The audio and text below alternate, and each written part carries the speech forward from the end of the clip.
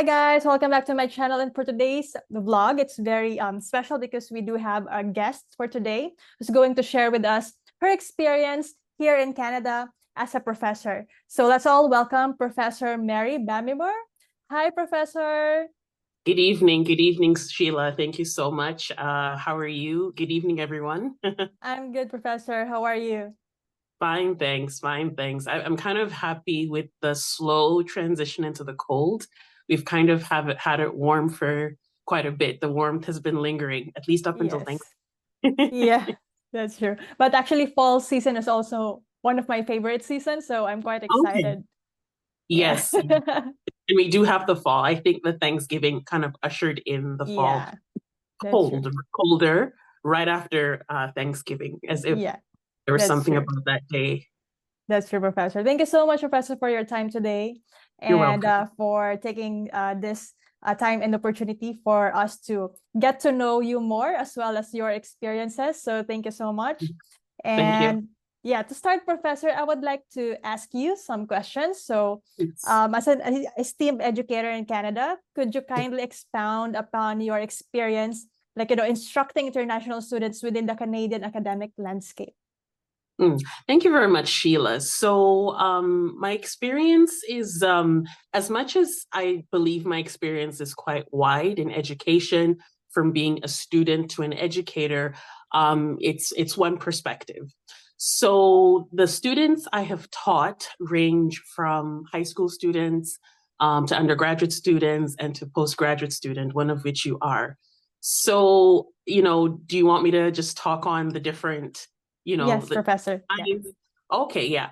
Well, I'll start with the international. So the largest concentration of students I've taught, the largest concentration of international students I've taught were the postgraduate students. And it just happens to be that way because when I taught high school students, secondary school students, that was in a private school in Canada. Most of them were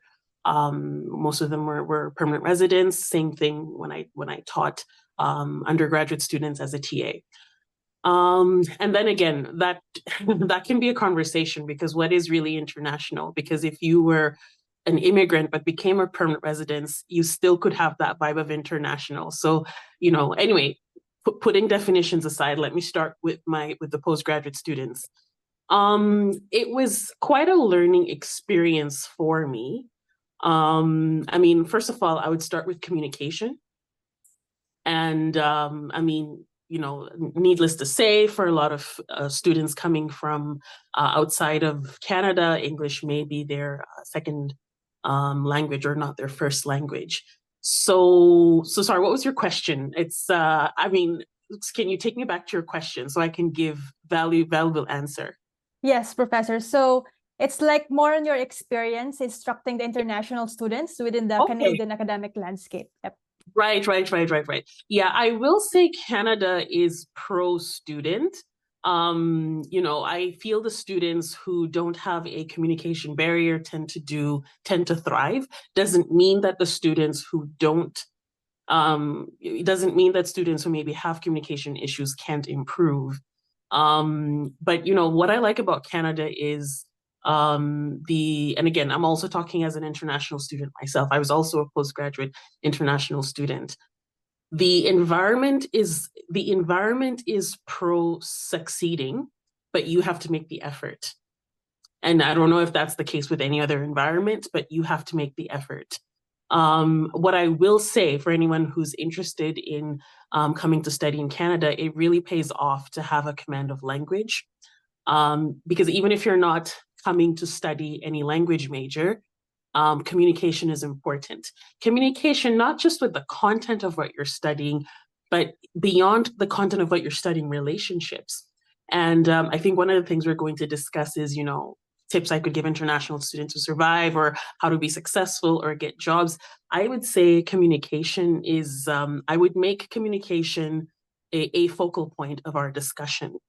Um, One thing, I mean, my background, I did O levels and A levels. I grew up in Saudi Arabia and I schooled in Saudi Arabia. So I'm coming as an international student. I didn't have to worry about metrics and conversion because things were similar in that regard.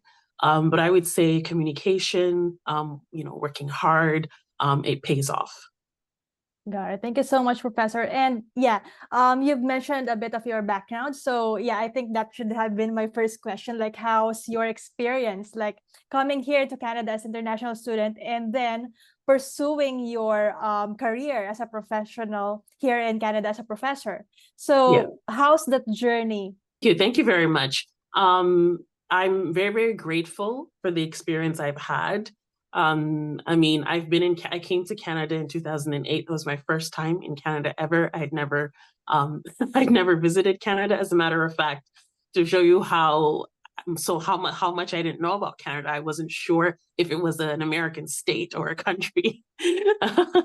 Anyways, so coming to Canada, there's my educational life and my non-educational life. So education-wise, I did the British A levels, and I would say that really helped me to transition into the academics. I actually started my undergraduate in second year because the A levels is kind of internationally recognized, and if you have a certain grade, you're exempted from first year. So I was exempted from first year courses. And there was no backlash from that. I still graduated with a distinction. I still graduated as a scholar in the field of biochemistry. For my non-academic life, I just have amazing things to say, and I really, really mean it because Canada was I found Canadians very friendly. I remember my landlady when I first came. So this is the thing, because I started in second year, there was a little bit of an issue with the residents. So the default or the convention is if you come as international or out of London. I studied at the University of Western Ontario. You're assigned to residence. But for me, it was a bit tricky because yes, it was my first year in Canada, but I wasn't a first year student. So to cut the long story short, I ended up residing with a Canadian lady. If maybe I'll look for a picture of her. She's an amazing person. She's late now. I did attend her funeral a few years ago, around COVID, actually. So my experience was great. She was, I think, a really good representative of a Canadian. I remember my first Thanksgiving, she kindly invited me to go to her cottage. And, it's funny because in the moment, I mean, it's not that I didn't appreciate her, but now that I look back, we're in 2023 now. So at the time I was 18 years old in 2008, so you can kind of work out my age. So looking back, I just realized that, wow, Canadians are friendly. Maybe I was a little lucky / privileged with her, but when I talk to other Canadians, that's typical of Canadians, where Canadians are known for being polite. So for any international student who wants to come to Canada to study, I wod definitely vouch for Canada. Now, yes, I've not studied in other places, but the fact that I had a good experience here, I can confidently say that, you'd get a good experience. So for my non-academic, I met good friends. Even the so then after my undergraduate, I proceeded on to graduate school, and it was quite it was a good experience. It was a learning experience. I had great supervisors, I had great academic advisors, and they were very supportive of learning. They want you to learn. So if you're struggling in any area, they want you to learn. It's about, and I think this not only speaks well of the Canadian system, I think it also speaks well of Western.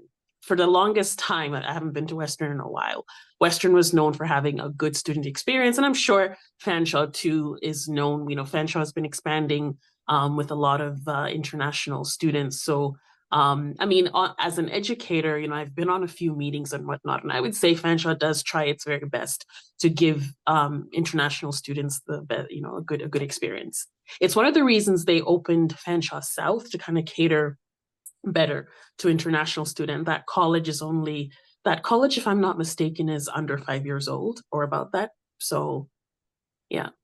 Yeah, thank you so much, Professor, for sharing your experience like as an international student here and then pursuing your career. So, Professor, I think you mentioned this in one of our classes that you're really pursuing medicine.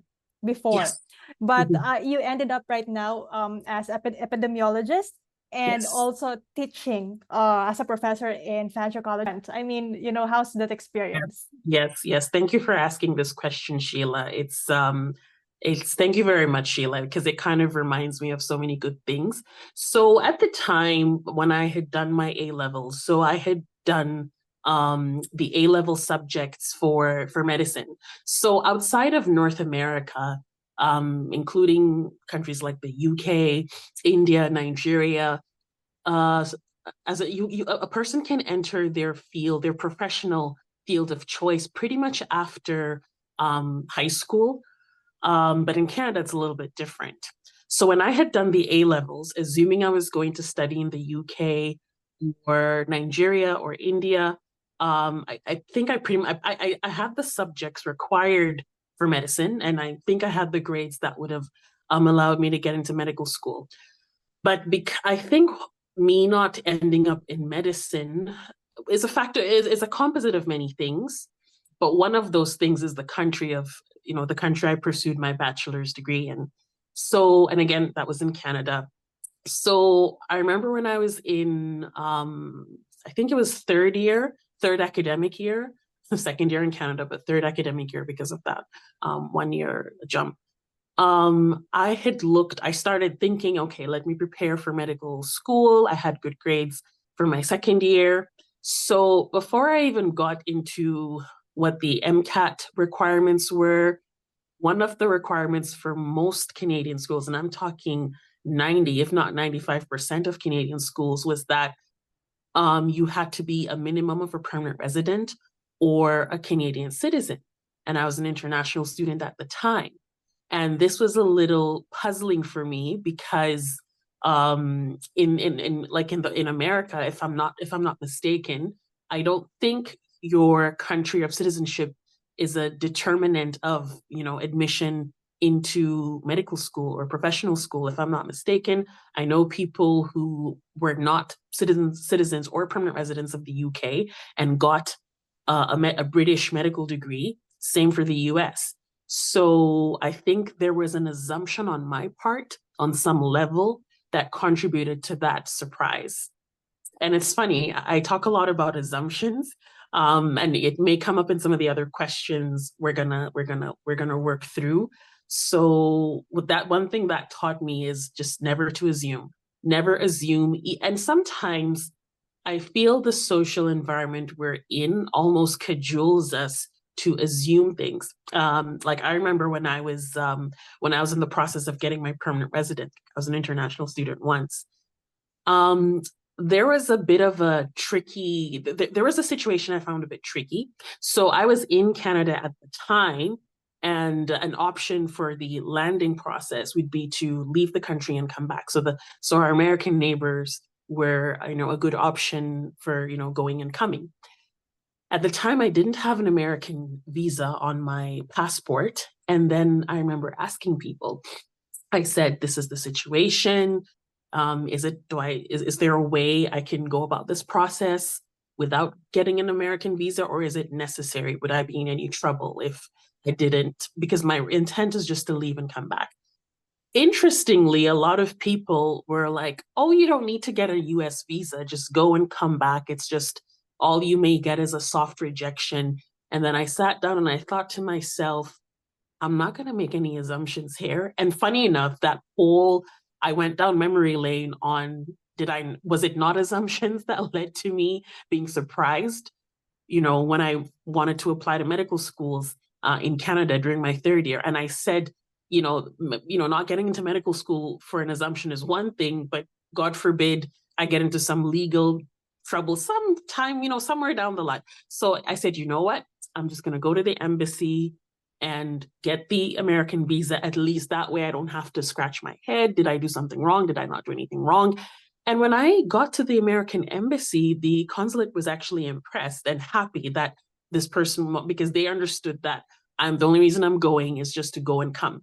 And funny enough, even on the immigration website, if I'm not mistaken, it didn't even give clear information. So that's another thing I learned.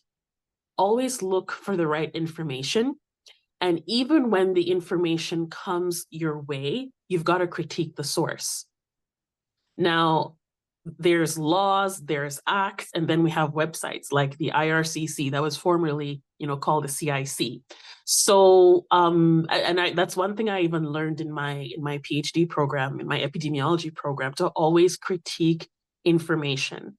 It not only helps you with your academic work or your career work, it helps you on a personal level. So anyway, that's another thing. I have lots to say, good things to say about, epidemiology. So going back on the medicine versus not doing medicine. So, I came to that realization, I accepted it. The plan now at the time, because I think to some extent, because I was so overwhelmed with trying to make a good grade, like I said, I graduated with a distinction that translates to a first class.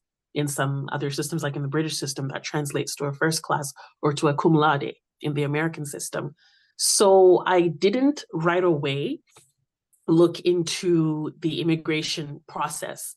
I just thought, okay, let me, what do? I really do like science. I really do like the human body. I really do like to understand how the body works at a molecular level. I studied biochemistry, by the way, like I probably said earlier. And one of the reasons was A, I thought it would make a good pre-med. B, I really wanted to understand the body on a molecular level. That was my choice. That's what motivated my choice to specifically study biochemistry, because for pre-med there's all sorts of modules, there's all sorts of programs people take. Some people take a degree in physiology or a degree in biology, but I kind of thought something that I like, also something that I'm interested in, something I'm good at. Chemistry was my best A-level subject.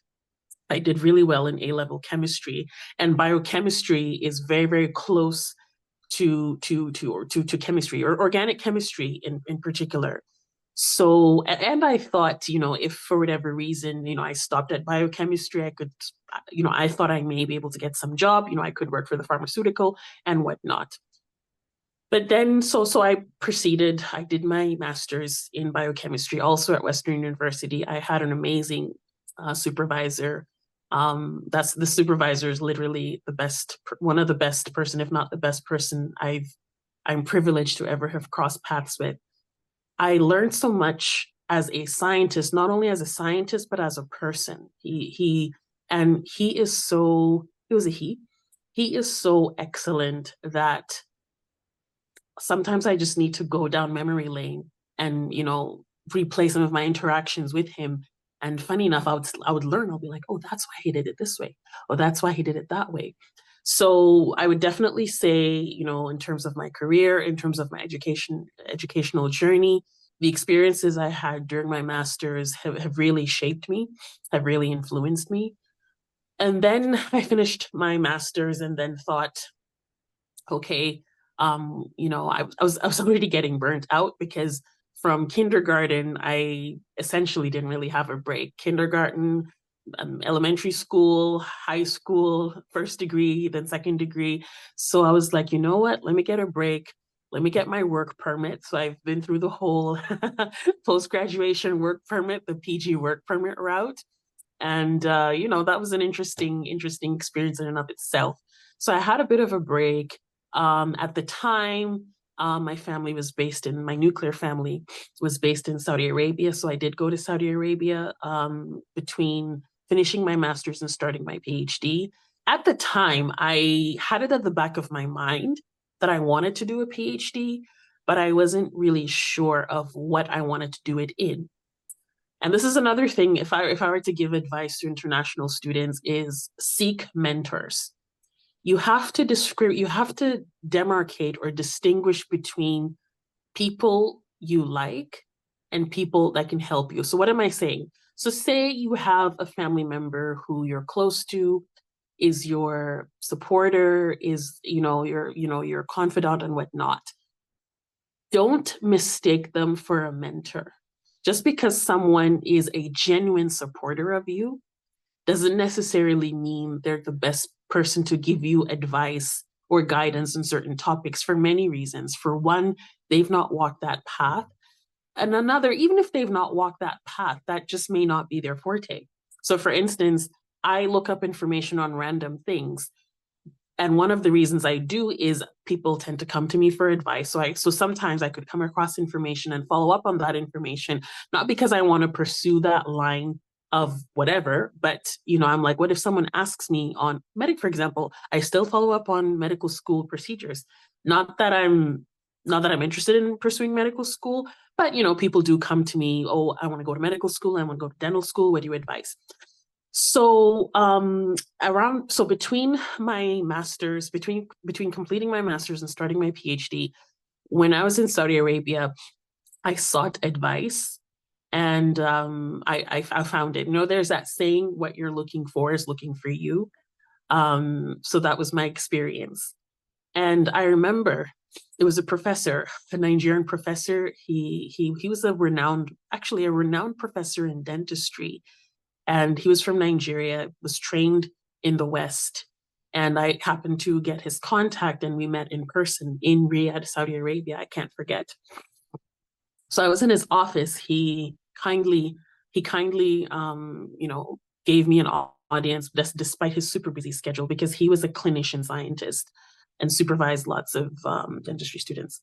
So he had asked of my welfare, and I told him, this is where I am in life. What do you suggest? I don't really feel like stopping at a master's. Something in me feels that this is not it yet.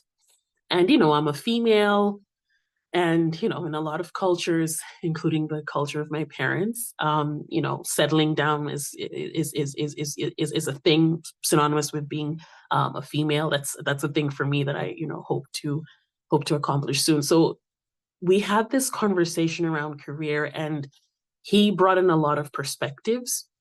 And that's another thing I would say in life, when taking any decision, especially a major decision, try as much as possible to bring in a lot of perspectives, even if you feel at the time a certain perspective doesn't concern you. So for instance, at the time, I was 23 when I completed my master's from Westerns. I just turned 23. So for instance, marriage was not on my mind, but I liked how he brought it into the conversation, because it is an aspect, hopefully, that, what he was saying is, this is an aspect of life that will concern you, and you want to plan accordingly. It's never, for certain things, it's really never too early to at least have a conversation or a perspective on.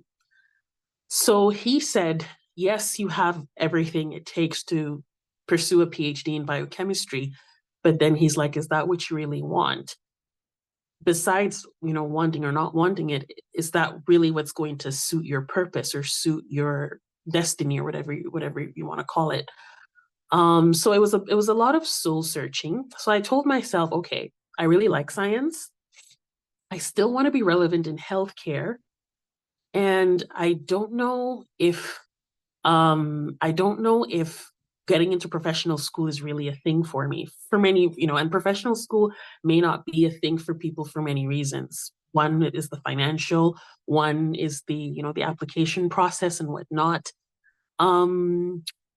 So then he said, my dear, and this is his very words. I was in his office in 2014, early 2014.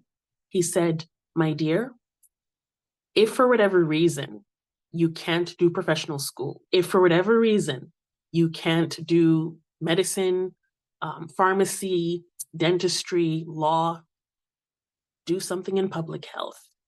I said, yes, sir. He's like, do something in public health, because public health would satisfy all those things you talked about. You're still in science, but by being a professional in public health, you are very relevant to the medical field, as if he knew COVID was going to come, or even Ebola, because this was still before Ebola. Ebola, I think, maybe happened mid 2014 or late 2014. And again, the job prospects are awesome. So he said that so if I were you, he said, I would pursue something in public health. And then that's how I decided to look into public health. And fortunately for me at the time, my master's, my master's dissertation I did expose me to a lot of quantitative material. So the way it works for an academic for, an MSc or even a PhD, you all have like a core training, but then you have specific training by virtue of your specific thesis topic. So everyone comes out with a certain degree with a common training, but then you have your specifics. So those specifics for me included the quantitative, being exposed to big data and whatnot. Plus, when I was in Saudi Arabia in that little interim, I did publish a paper. I think that was my first author publication ever, with a collaborator that I had met during my master's. So it's so that gave me some good exposure. So I applied to a bunch of schools. I had applied to American schools. I also applied to Canadian schools. Then I got my admission at the University of Western Ontario, and it was just a wonderful experience. And the rest is history. My PhD program in and of itself was a journey. It was a beautiful journey. I learned a lot. I came out a better person. I came out a more educated person. And what I love about epidemiology, so maybe I'll just define epidemiology. There are many definitions, but one way to define epidemiology is the field that studies the determinants of health in populations and factors related to determinants of health, distribution of determinants of health in a nutshell. Epidemiology, in my opinion, is kind of like medicine.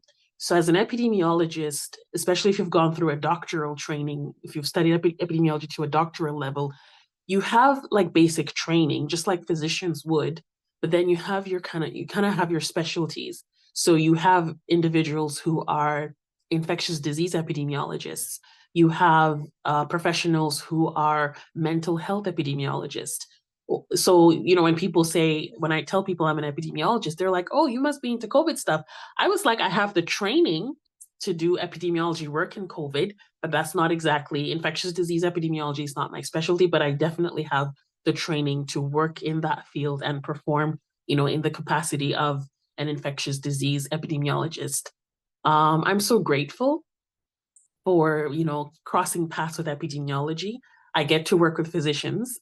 So like I say, I may not be a physician doctor, but, I am a research doctor and I get to work very, very closely with physicians.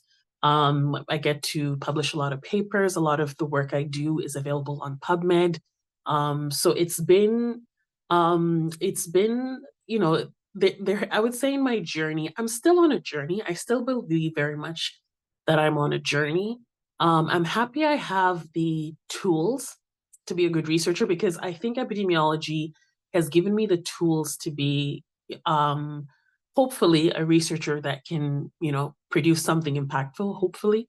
So I'm very much interested in the academic field. Now, at college, like at Fanshawe, it's more teaching. I love teaching, but I'm still interested in the research and whatnot. I've always been fascinated by science, growing up as a child, because a lot of the great science we have, be it in the field of medicine, be it in the field of technology, I think is a result of a scientific pursuit. Thank you so much, Professor, for sharing that experience that you had, like from international student to pursuing your epidemiology profession, as well as teaching in Fanshawe College. And yeah, Professor, so have there been any particular instance or moments that really, impactful moments or lessons you've learned from teaching international students, particularly in Fanshawe College, that you would like to share? Definitely, definitely. Thank you very much, Sheila. So I've been, I've taught for some semesters now, and I think hearing students, I've noticed in classes, I follow the class objectives. I have, with every class across any semester, I make sure the class objectives are fulfilled. One thing I've learned is to hear students and make an effort to hear them. So this is what I mean. Now, this is where culture becomes part of this conversation. I've noticed many times I'll deliver a lecture, I'll deliver some information, and students, it seems the students, understood it.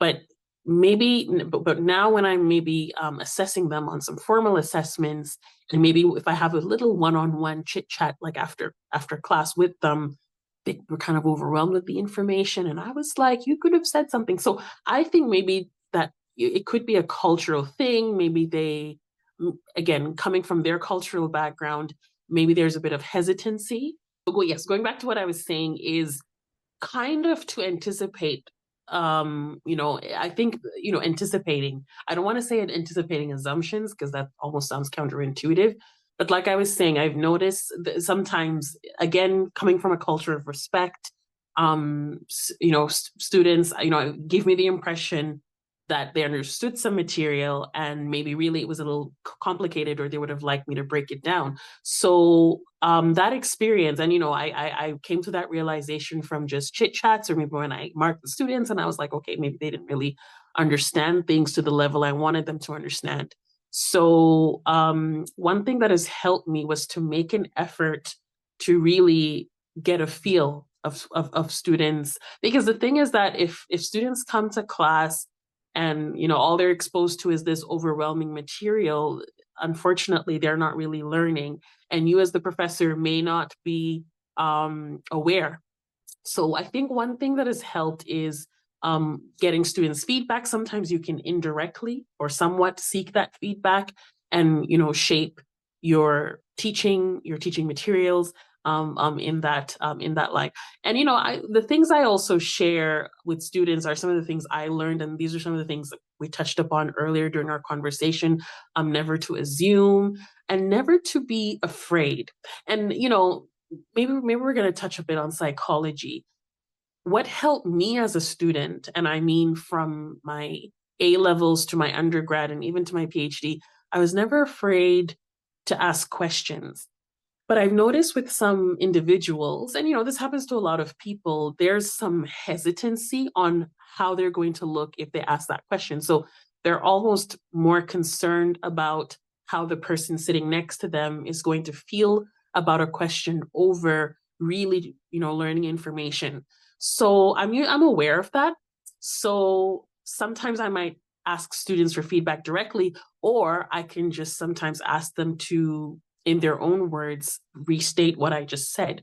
So I do spend a bit of my classes, gauging students and asking, their feedback on what they really understood. It could be, can you tell me what you understood by what I said in your own words? Or I can ask the same question in a different way to really sense if they understood it. So I think from a learning perspective, that's something worth me mentioning. But what I would say is a true educator should never be hesitant to be receiving and welcoming of students' questions, because sometimes that behavior of not wanting to clarify things could also be coming from past experience. So I tell myself maybe they've come across teachers who were kind of pissed that that students kept asking them questions. So you really never know where a student is coming from when you see a certain behavior. The good news is that if we knowingly or unknowingly learn unhelpful things, we can unlearn them. That's the beauty of the human brain. They talk about what is it, neuroplasticity. So for me, I'm all about learning, and like I tell students, never be hesitant to learn, and don't care so much what people would say or what people will think. Fun fact: the Wright brothers, when they were coming up with their model with the whole aviation idea, they were ridiculed by people in their field, but they refuse to believe that, and their perseverance has changed our reality. Yes, thank you so much, Professor, for sharing that. Yeah, I also experienced that myself during our time in school. And then I've learned a lot from your class in quantitative and qualitative analysis, and especially the Thank you. R, using the R studio and Thank you. using the R programming. It I'm really helped happy. me. I'm So, really happy to hear that. yeah. Yes. A good tool. It's a great tool to have. And Yes. this is what sorry to cut you. Yep. And this is what I say about languages. So R is a programming language. Now, with my limited knowledge of the tech field, there's always, an updated or a new version of technology. But the good thing about learning a language is I feel the learning curve for, let's say, the next learning language won't be that steep. You'll quickly learn how to learn that language. So I'm happy that if there was more time, I would have done more for all of you with R. And and the thing with R, there's no end to learning. I still Yeah. learn. Like today at work, I was looking up some codes. I wanted to get a certain task done. So I told myself there must be an R code for that. So even I was learning, so even I'm also learning how to use R. But once you get the basics, I think it's, sky is your limit. Thank you. Yes. Thank you for that Yes, feedback. I'm glad Professor. that you enjoyed it. Yeah, I really enjoyed that one because it's something new to me. But whenever we had a session, I learned a lot. And then once you Amazing. get the hang of it, then it's easier for me to, analyze the data Yes. Why faster. I like and that's what I'm happy you realize that, because sometimes for students, especially if it's their first time, they may not realize that difference, because to them it's like, oh, I did this in Excel 1 2 3 and I'm good to go. No, in R, once you have your code set, the beauty is I just feel there's less room for errors compared to manually doing things in Excel and dragging. So, and it's kind of fun and you kind of look cool coding. Yes. That's true, Professor. You can legit say you're a programmer. Actually, I use it in my resume. I put my Why not? Oh, definitely, definitely. It's R no, and student that's R legit. programming. Yeah. That's perfectly legit because you did have exposure with it and you did analyze primary data, like Yes. that you collected from your research project. All those were primary data. So it's very legit. Yes. Thank you so much, Professor, for teaching us No those. worries, no worries. Thank you, thank you, Thank thank you. you. And I guess, Professor, the last question for tonight would be, since you've already given some advice, but maybe do you have any, last advice maybe for our aspiring international students, like seeking Mhm. their studies here in Canada and how to navigate their academic landscape here in Canada? Hmm. Oh, there's a lot to say on that. I'll try to be efficient here. So, what I would say is, okay, for one, as an extension of that conversation on communication, as you come to Canada, as you study in your respective programs, try to build professional connections, try to build professional rapport, because that will be very, very helpful. Connections is one way, is one of many ways people get jobs. So that's one. Number two, what I will say about the Canadian system is that it is a system that rewards hard work and good skill. So, in your program or as you're doing your program, try to look for skills that will kind of help the kind of jobs you're looking into. So, I know for, like you said, an aspiring international student, maybe it'll be worthwhile as you're looking into the different programs. I would say that it would be worthwhile looking at the job market and almost working backwards. So look at the job market. So for instance, data analyst, there are lots of positions. Data analyst, if you go on Indeed, if you go on Workopolis, every now and then you do see a job ad for data analyst. Look at the job description, look at the job responsibilities. So yes, it's good to look at a course you're good at and whatnot, but I think it's about being strategic.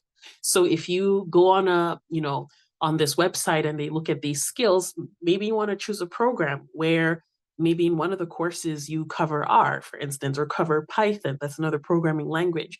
Or it's a course that's heavy on working with relational databases, which is one thing R helps you to do. So that's the strategy I would take.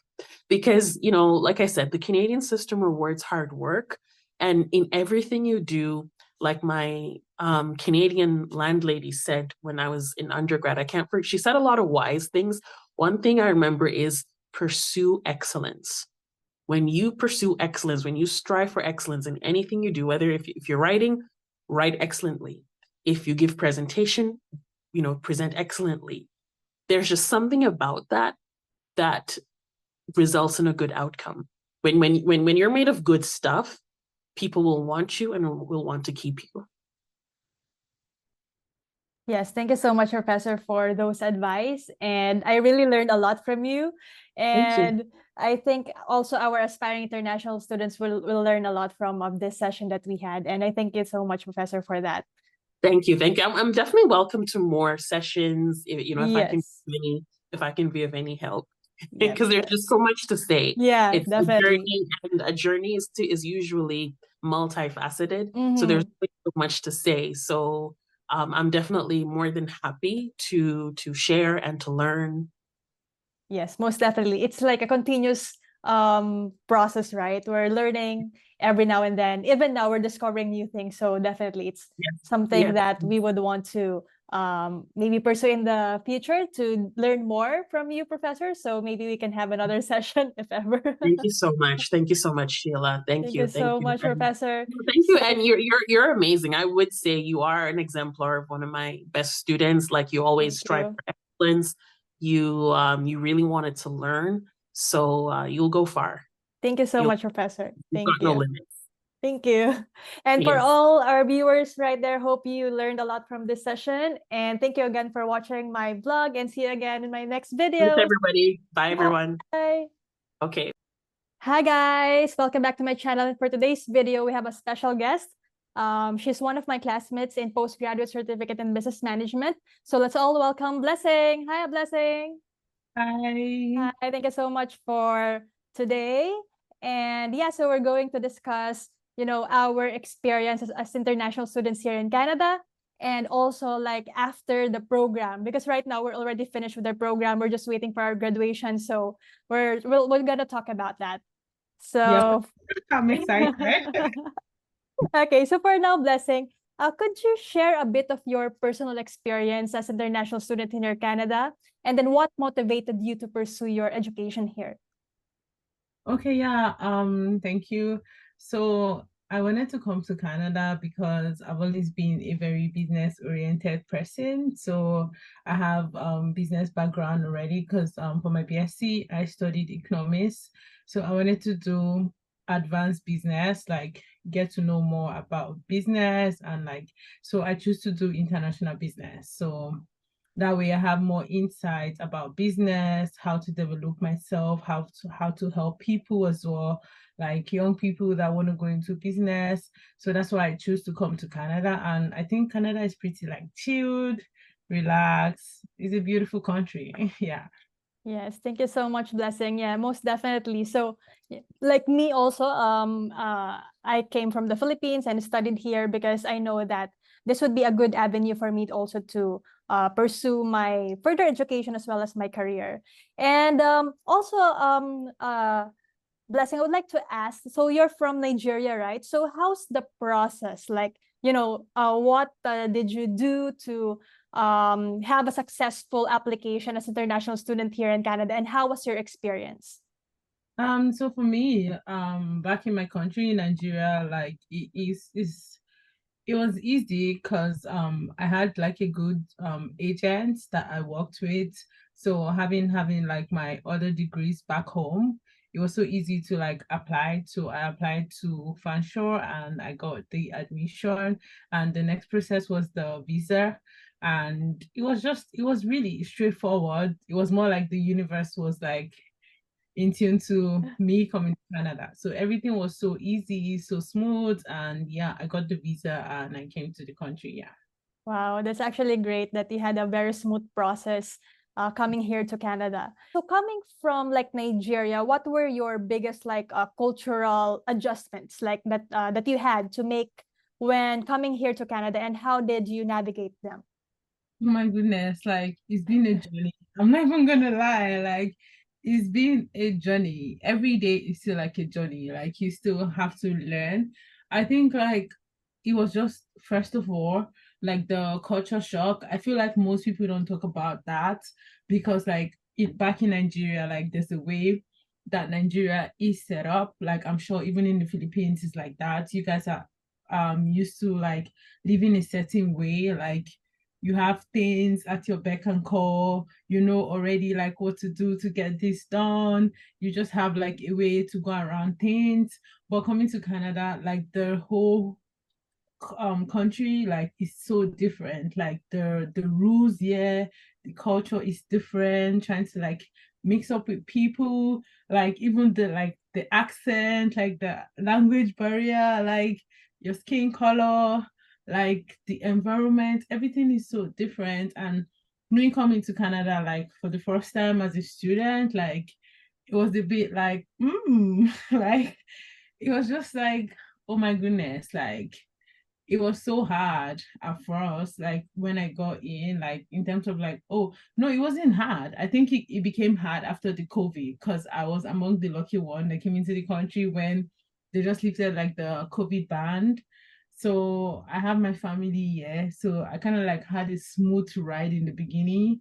But coming to school environment, like it was so hard because you have to like really like plan yourself. Everything has to do with like planning as a student. You have classes, you have work, you have other stuff like your life challenges as well, like your life day-to-day activities. So I call it like life balance. Like Canada will teach you how to have like life balance because as a student you need to really balance. So most times we have classes at 8 a.m. and you have work after that, and maybe sometimes you have like 2 classes or 3 classes. So like it was a lot. I'm not gonna lie, like the whole culture shock was a lot. And again, like back in my home country, like everybody is used to like I mentioned earlier, like a certain way of living, but now you have to adjust. So it's more like you're starting afresh, like you're a beginner. So it's more like you're a baby again. I think that's the best way for me to describe it. Like coming to Canada for me is just like, oh my goodness, like I'm a baby again. Like you just have to start learning everything from beginning. So yeah, that's it for me. Yeah, it's quite an adjustment, definitely, like coming to a different country, different culture. But I think it's also quite exciting because these are all new to us, right? Like the I know. environment, the weather, like the snow, right? Oh my gosh. Actually, like Canada has to do like Canada is fun, but like it just keeps you going. Like there's this like excitement because like like after 3 months you're going into another season. After 3 months you're going to another season. So Nigeria we don't have that. We just have two weathers. Like it's just Mhm. the raining season. So but for Canada, like you have the fall, you have the summer, you have the winter, and you have like the autumn as well. So like so everything is just like different. Like so it's like a whole lot. Canada is cold when it's cold and it's hot when it's hot. Like That's true. it's really, really cold. Yeah, Yes. then spring is like raining, raining, raining. Yeah. So yeah, it's fun. It's been fun. Like it's been a learning curve for me. Yeah. Yes, most definitely. And so you've mentioned earlier about the process that you've gone through. You mentioned it's quite smooth coming here to Canada. So what are the advice that you can give for aspiring international students regarding the process? Like, for example, specifically from Nigeria, like obtaining a study permit and the necessary documents to study in Canada. Okay, I think the best advice to give people and to give everyone, especially like from Nigeria and everywhere, like is information. Like I feel like information goes a long way. A lot of people don't like to ask questions. A lot of people used to feel like, oh my goodness, like I can do this on my own. Like I can just go on the internet and just do my research and that's it. No, but there's more to it. Like you need to find out. Like you need to ask people information because my experience coming to Canada is different from your experience. So, and vice versa for other as well. So, like, I feel like you need to ask questions. Like, you need to ask people questions. Information for me, like, is power. Like, you need to ask questions. So, for me, like I said, I went through like an agency. So my process was like straightforward. It was easy. So like I feel like when you want to go, like when you want to go to another country, and you can do your research as well. It's very important to do your research because you need to be ready. Like no one is going to prepare you for the next phase of your life. You need to be ready. You need to make the research. You need to make your decision. Like Canada is so big, so you need to find your own path by yourself. Because I might come into the country, I might like this thing. You might come into the country, you don't like this thing. So you need to be sure, like, is it Canada or is it somewhere else? So you need to make that decision for yourself. That's what I think. Yeah. Yeah, most definitely. So we need to, research ahead, especially if, like, for example, the province that we want to stay here in Canada, because there are different pathways for permanent residency, right? So that's one thing that most probably like the aspiring international students should research ahead, so that it will be like a smooth transition after your graduation in your studies. And yeah. For sure. And yeah, for my country as well, there's something I want to add, because like for Nigeria, like we like to we were very serious-minded people. Like when it comes to work, we give our 100. When it comes to fun, we give our 100 and stuff like that. But when you come into like a new country, especially for Canada, like things here is a bit different. Like the way of life is so different. Like everyone is more like chilled, reserved, like work, school, work, school, work, school, work, school. Like everyone is just so busy.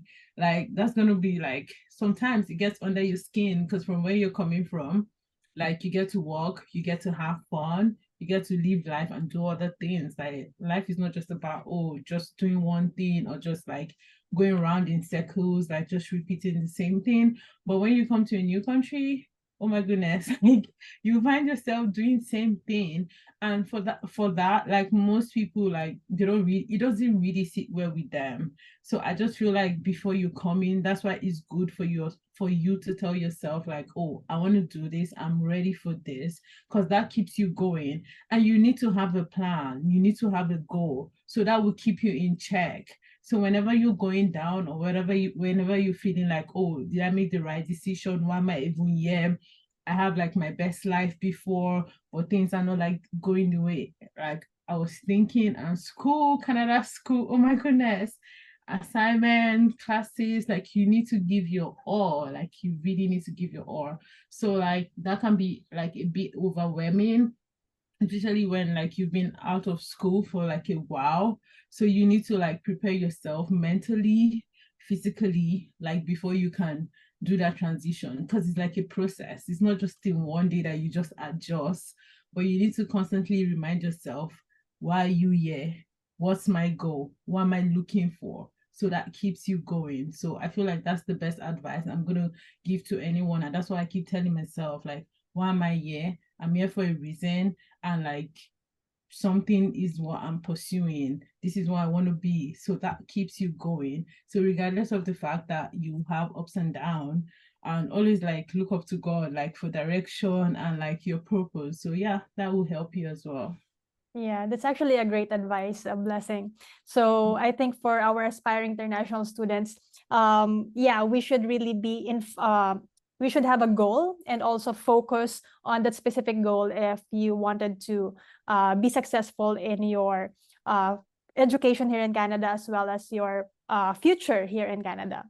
And you've mentioned about like balancing, like for example, the part-time work, also like the studies and your personal life. So how did you manage that? And also when it comes to the finances, like how did you budget during the, that time? Okay, so for Canada school is not cheap. I'm not even gonna lie. So coming from Nigeria, like most people from Nigeria right now can relate to this. Like the exchange rate there, like is it's not a joke. Like it's not a joke. So like it's expensive, but like I said, it's something that you've already made up your mind to do. So regardless, like you find yourself doing it. So at the end of the day, it's like, why am I paying this much for? So, but at the end of the day, like when you weigh your options and why you are doing this, it's like you want to better yourself and you want to constantly like improve yourself and your career path. Where am I going to? What do I want to get out of this? So when you weigh that, you be like, okay, it's worth it. Definitely for me, like it's worth it. Like I said, business is like my passion. This business is my purpose. Like business is all I want to do. And I want to be like, business is a learning curve. Like you can't know everything in one day. Like you have to like you keep learning, like you keep learning and learning and learning and learning. So yeah, so when you have that, like I feel like your vision and your interest keeps you going regardless. Like even if it's like pricey or something, like you just find yourself doing it because like it's worth it, right? So yes, so it's totally worth it. Coming to Canada, paying the tuition fee and stuff, like it was worth it for me. Yeah. Yes. So thank you for sharing that, Blessing. Also, like for example, you've mentioned earlier, like it's also quite like a challenge. It was challenging for us international students to juggle work and then balance the studies and everything. So for you, what is the most challenging experience that you experience as international student here in Canada? So the most challenging thing, like most people don't, I don't know, but people like people, maybe most people experience it. Like coming into like Canada as a student, it's more like people don't want to even hire you at first because they feel like you don't have experience. That's one.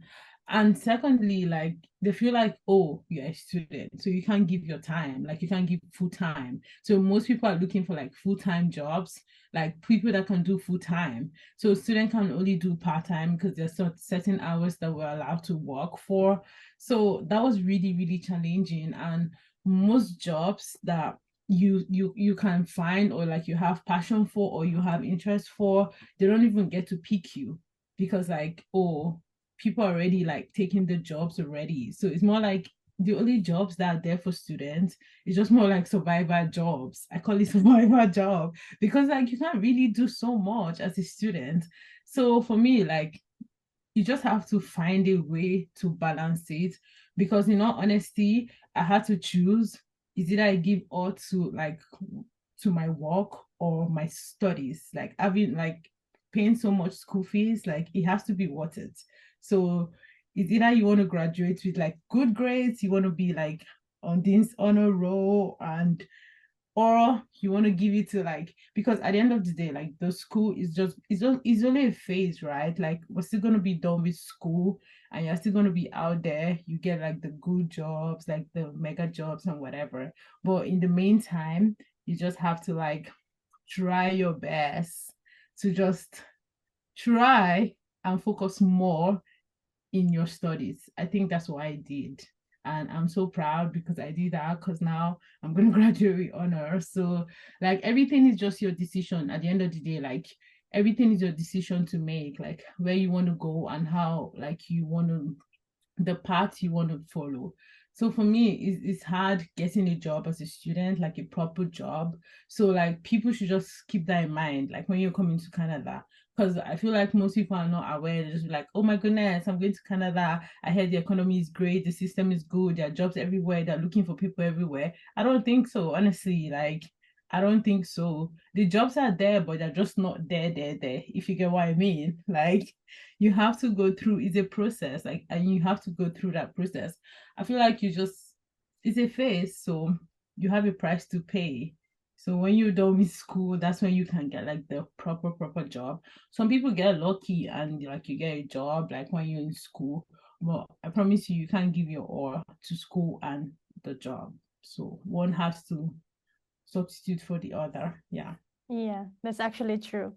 And having said this, or having experienced all of this as an international student, would you recommend it to the aspiring international students to come here to Canada as a student? Most definitely, for sure. Like Canada is really great. Like so far, like everything has been good, everything has been blissful. Like I said, it has its own pros and cons, it has its own ups and downs. But trust me, like Canada is like it's so big, the economy is great, the people are nice. Everything about Canada is lovely and it's really, really big. Like there's a lot to discover. Like it's yours to discover at the end of the day. Like there's a lot of opportunities out there, so most places are still untapped, so you just have to find your ground. Like you have to find what works for you. So yeah, I would totally recommend it. Like you have to try new things. Like all your life you've been in one place, all your life you're used to certain things. You have to open your mind. You have to like you have to learn from other people as well, especially for business. Like we did international business, right? So the way I was thinking about business before, my ideas, my knowledge is so different now. So there's a whole lot out there for you to know. There's a whole lot out there for you to learn. So you just have to evolve. Life is about evolving. You can't just be in one place and just feel like you know everything. So like you need to move. You need to move. You need to seek knowledge. You need to learn more. You need to be open. That's the only way like that you can be able to progress. Like I call it progression, because if you're just like, oh, I know everything, like nah. So you have to move. You constantly have to like improve yourself. So 100 Canada for me all day, every day. Canada, yes. Also, Blessing, right now, after finishing the program, what are you doing currently? Okay, so now I'm done with school. I'm currently working. I'm one of the lucky ones, so I got like a proper job. So I'm working with a company right now. So but I still want to do my own thing, like on the side. I do event planning, and that's like what I do right now. Even next month, like after our graduation, I have my second event in Canada, because I did one while we're in school during our study break. So I'm doing the second one next month. So, and I hope yeah, the first one was like, it was really nice. So it's like an Afro party. So yeah, so I'm doing that on the side because, like I said, I really love business. I love entertainment. So I'm doing my own thing, and I'm working. So yeah. That's actually great. Yeah, so you're still pursuing your passion in business as well as you're doing a full-time work. So that's actually great to know. And yeah, so what are your like the social media platforms that probably our audience can take a look about your business, your event, so maybe you can actually promote it? Yeah, for sure. So for my event page, it's called Fiji's Events. So it's not just about like the parties I do, it's also about like Canada, it's about like lifestyle. Like I love to travel. So like you guys should go and watch. I still have like more coming up. I still want to go to like different countries and see different stuff. So like follow my page on Instagram, is Fiji's Events. That's my business page on Instagram. Yes. Yes. Thank you so much, Blessing, and all the best to your business and also your full-time work. And thank you so much for sharing that. I think our aspiring international students really have learned a lot from this session. And I hope that it's very informative, and I hope that they can get some information that they wanted while watching this video. So thank you so much, Blessing. And there you go, guys. See you again in my next vlog. I hope you like this video, and like and share, subscribe. Yeah. Bye. Bye, guys.